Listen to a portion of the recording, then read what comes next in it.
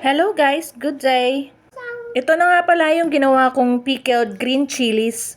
Actually, naubos ko na nga ito pero ngayon lang nagkaroon ng panahon na ma-edit. Palagi kasi ako nasisiraan nitong siling panigang. Sa tuwing bumibili sila kayo nitong mga nakabalot na. Para sa may mga sabaw na aking niluluto. Kaya lagi nasisira dahil hindi naman ako madalas magluto ng may sabaw. Kaya para hindi na masayang, ipinikled ko na lang. Tinanggalan ko na nga lang ng mga buto itong mga green chilies para hindi masyadong maanghang. May iba kasi dito na maanghang talaga kapag mayroong mga buto pa. Ayan, nilinis ko na, wala ng buto.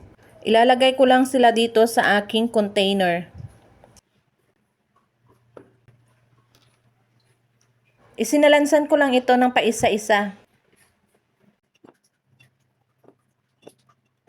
Ayan, tama lamang sa aking container.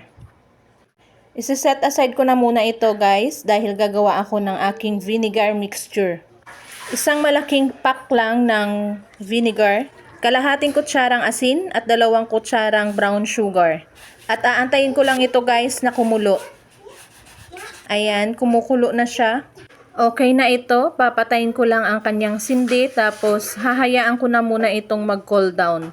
Nagayat lang ako ng 1 pirasong malaking sibuyas dito guys at 1 pirasong buong bawang. Inilagay ko din sa container kasama ang green chilies. At ito na guys ang aking vinegar mixture na niluto. Malamig na siya kaya ibubuhos ka na dito sa aking ginawang ipipickled na green chilies.